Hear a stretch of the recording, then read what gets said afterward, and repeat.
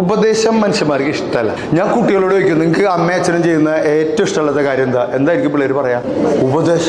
ഉപദേശം നിർത്തണം, നിർദ്ദേശം കൊടുക്കാം. ഈ ഉപദേശം എന്തിനു തുല്യാണെന്ന് അറിയോ? പറയട്ടെ, എന്നോട് പിണങ്ങൂലല്ലോ, വേണ്ട പറഞ്ഞോട്ടെ. ഞാൻ അതിന് ശേഷം എന്നെ നോക്കുമ്പോ, അതായത് നമ്മുടെ ഉരുളക്കിഴങ്ങ്, പരിപ്പ്, ചക്കക്കുരു ഇതൊക്കെ കഴിച്ചാൽ നമ്മുടെ വീട്ടിൽ പതിവില്ലാത്ത പല ശബ്ദങ്ങളും കേൾക്കും. ചിലയിടത്ത് വെടിക്കെട്ട്, ചിലയിടത്ത് പാറ പൊട്ടിക്കുന്ന, ചിലയിടത്ത് കളകളാരവും ഒഴുകുന്ന, ചിലയിടത്ത് ടയറിന്റെ കാറ്റ് പോയതുപോലെ. മനസ്സിലായല്ലോ?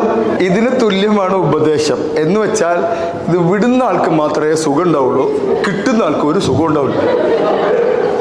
ആരെങ്കിലും ഒരാള് ഒരു സദസ്സിൽ ഇതായിട്ട് വിട്ടപ്പോ മറ്റുള്ളവർ ഞാൻ കാത്തിരിക്കായിരുന്നു, ഇതുപോലത്തെ ഒരെണ്ണം കൂടി ഉണ്ടോ എടുക്കാൻ